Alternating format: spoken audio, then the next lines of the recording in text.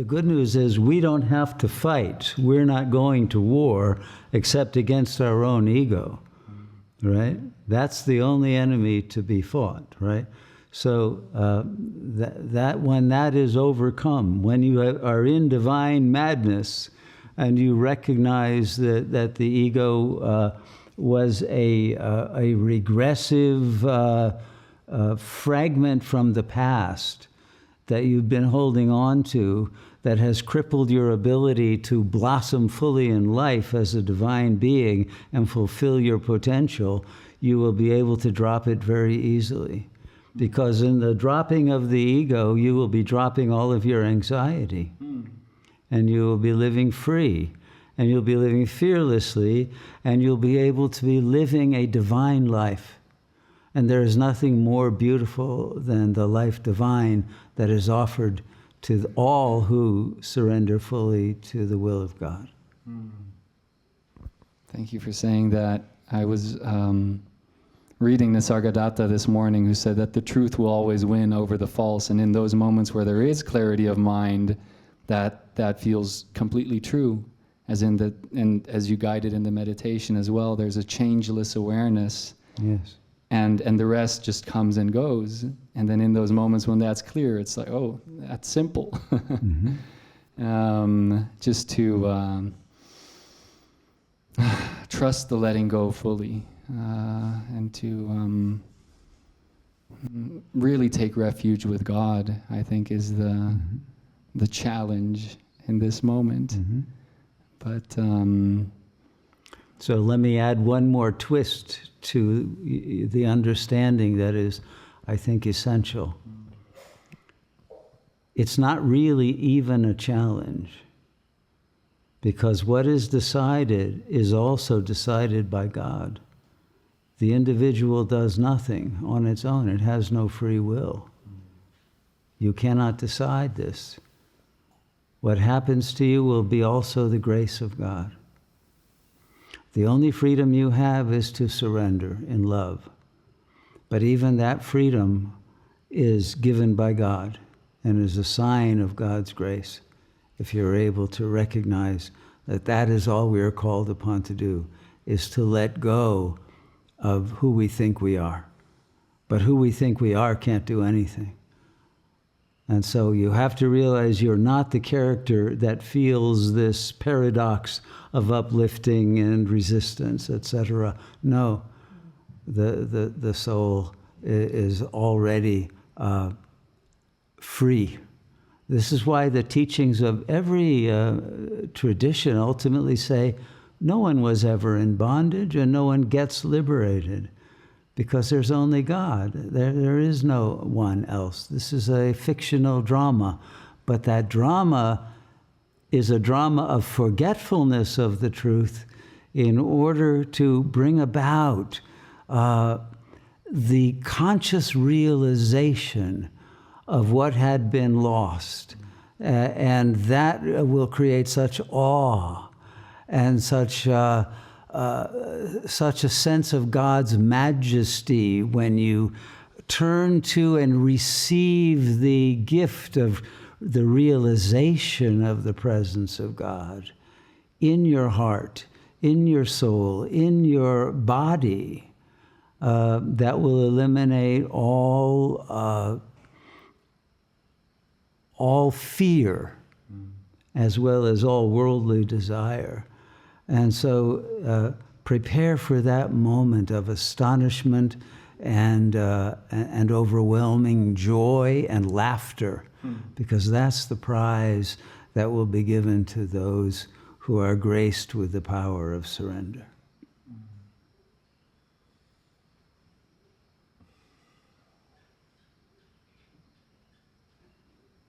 Blessings to you. thank you. Namaste. So I just wanted to share a few things that really stood out for me this evening. Sure. And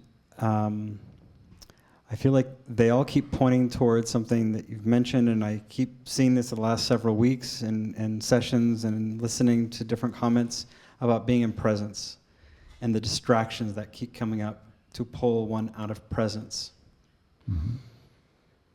And so I'm trying to stay as, I was going to say focused. You told us not to be focused tonight. But not distracted or either. distracted. And so that was what really struck me in the guided meditation, was to be without focus and without distraction. Yes. And that kind of caught me off guard. I should be focused. What does he mean? But that focus is then that doer, right? Exactly. The one who thinks it's looking for God. That's right. And so that comment that you just shared with Skanda really touched me very deeply. And then the distractions I understood as this of the one who is believing in the program, the narrative. That's distracting me all the time. Yes. And when those go away, there's nothing left but presence. Yes.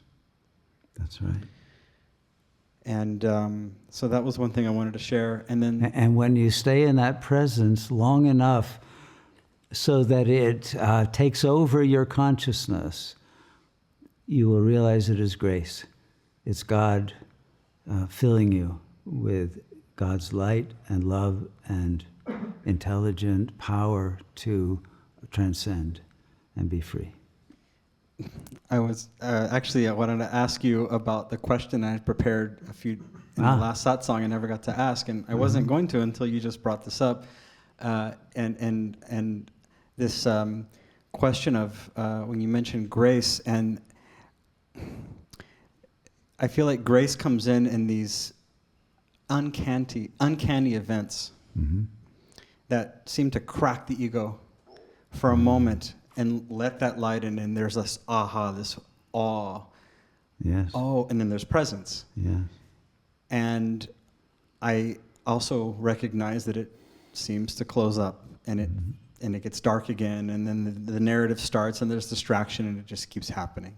Yes. And one of the questions I wanted to ask you was, is it possible for these uncanny events to crack and destroy the narrative, that program? Of course. How do we get that to happen all the time? I mean, these miracles, and they're happening all the time. I'm just not aware of it, I realize, until something pops you out of that, like something possible, like a possum entering for morning meditation or Playing something. dead, by the way. Yeah, just until it really pops you out of that. Yes. But it's like, I know it's happening all the time, but yet I don't see it. And so I'm like, how do I keep that alive? Well, that was Leonard Cohen's Zen koan, and why he said there's a crack in everything, and that's how the light gets in. Right. But he also had that issue. And I think that was Lacan's main focus in psychoanalysis. People could have a moment of realization, but it would go away. It would get repressed again. And he could never figure out how to get someone beyond, or what he said, traversing the fantasy. But the fantasy is what closes that opening, right, to the real. So this has been something that all of those who are even partially awake have been working on for quite some time, and it's the core, let's say, training methodology of all the spiritual traditions is how to accomplish exactly that. But the conclusion is it cannot be done except through surrender.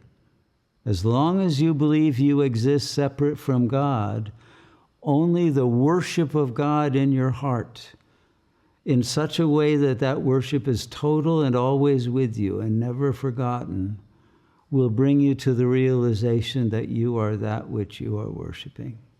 And then no forgetting could happen again.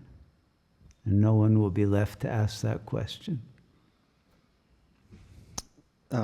It's perfect, because the next thing I wanted to share was about this as well. I feel this is such a beautiful unfolding. It's when things just flow. Anyway, I feel very inspired right now, but what I wanted to also share was something that Lakshmi actually read to me this morning in a book she was studying, and Swami Ramdas. And has been very inspired by it, and she read me something this morning that I thought was very appropriate for this evening as well. And that, of course, I'm very much paraphrasing here, but to be with God, one must be fully surrendered and completely without fear. Yes, that's correct. And what is left?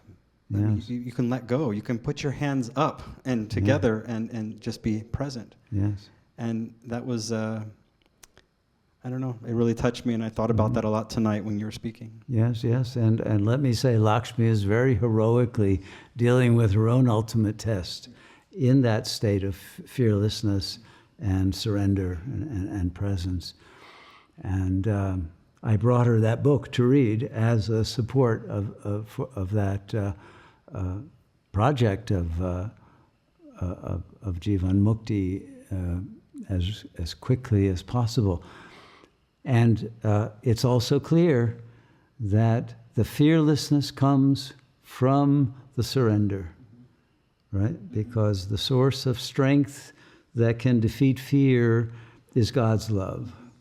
And God's love is the reciprocal of your love of God. They are not different, you see. So when you love God, you will feel that grace. And when you feel that grace, you will feel that love. And they are two poles of one real.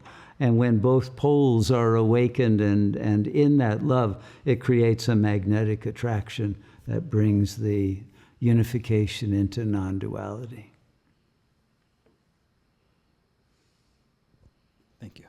Blessings. Namaste. Purusha, is there someone online with a question?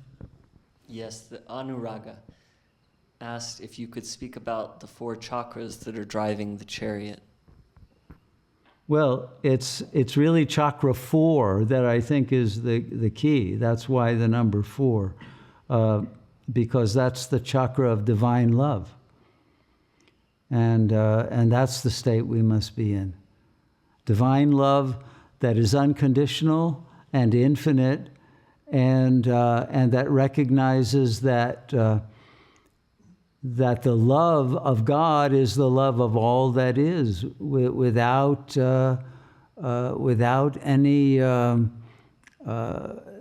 anyone being left out, without anything being left out of the love in one's heart, even though one may have to act in a way that is more like Arjuna's need to function according to law as well as love.